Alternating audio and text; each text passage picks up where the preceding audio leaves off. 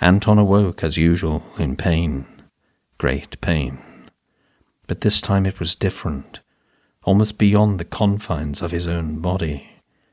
It started as usual in his right shoulder, but rather than remain there, simply grinding away, it launched itself into a wild assault on his elbow and forearm, in a way he had never known before.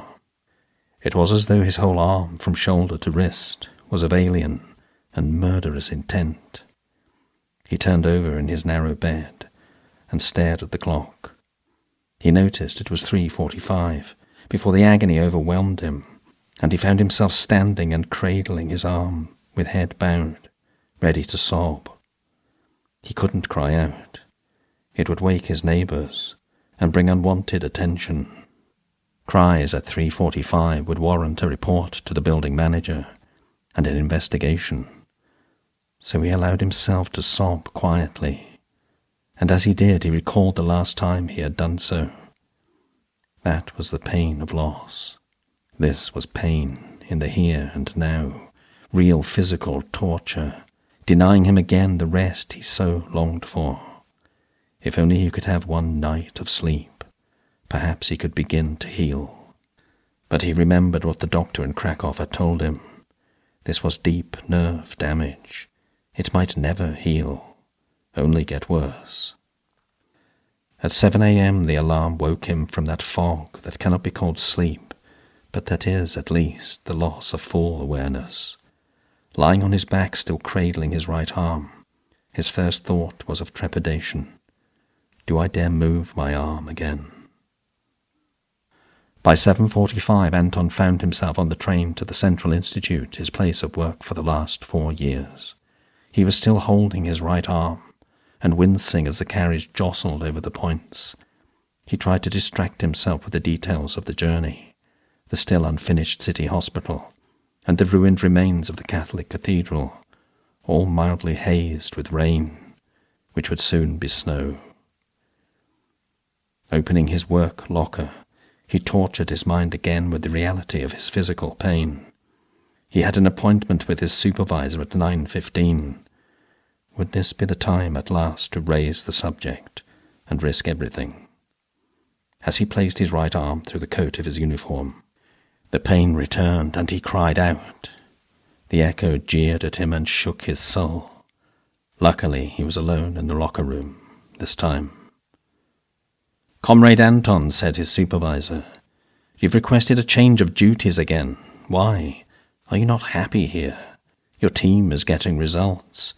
My last report received praise from the regional committee. Why rock the boat? You're good at your job." Anton instinctively took hold of his right arm, making a presentation of his torment. But his mind intervened. He could not confess to a weakness such as this. He would be naked. Anything could happen. "Comrade Supervisor," he said, "I've executed my duties diligently and with pride for almost 4 years. I merely request an opportunity to prove my skills and be of greater use to the Institute. I have a university education. I'm a man of learning." "But you are also a man of counter-revolution. Your record proves it. You did not come to our side voluntarily. You were brought to us by the military police. It is for you to prove yourself to us, and that might take time, a long time." As he spoke, Anton noticed parts of the supervisor's face that he'd missed during shaving, the islands of rogue bristle on his jawline and cheeks. He was careless and insouciant, in the ways that only a man with power can be. To take the matter further now would only bring back all that counter-revolutionary matter, and that was dangerous, life-threatening. He thought of his mother. His first appointment was at 9:45. Better get moving.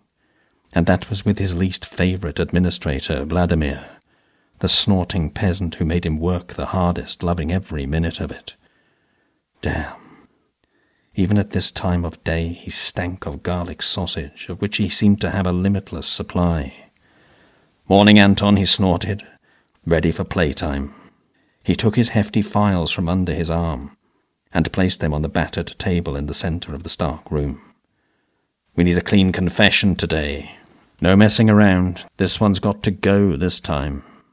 The pages fell open at his list of questions, the top one being, when did you join the prescribed party?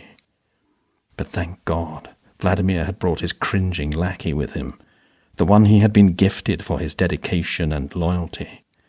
At least he could work the straps. The pain was rising again in anticipation, and he felt himself shaking and sweating. Oh God, what will happen now? As the pale and shivering prisoner was brought in, the lackey jumped to his feet and with great exaggerated enthusiasm applied the straps and buckles, making any movement impossible. The prisoner's bare back was exposed, already bruised and suppurating, shining with sweat in the bare light. After the formalities of name and accusation were read out, Vladimir put the first question. No answer came, just a tremulous, rasping breath. He asked again. The response was the same. Vladimir looked to Anton, smiled, and nodded. Anton lifted their heavy rubber hose, its chain-link core flexing and sending bolts of pain through his shoulder and arm. And as he lifted it for the first blow, he heard a cry like a helpless child, and the light of the room swallowed itself in blackness. But the agony had gone. There was nothing, and nothing mattered any more. And when he finally awoke, the first thing he noticed was not just the familiar pain, but the grip of hard leather and metal against his wrists and ankles. He heard Vladimir's familiar voice, and the words counter-revolutionary, before a new and thunderous pain rained down upon his back.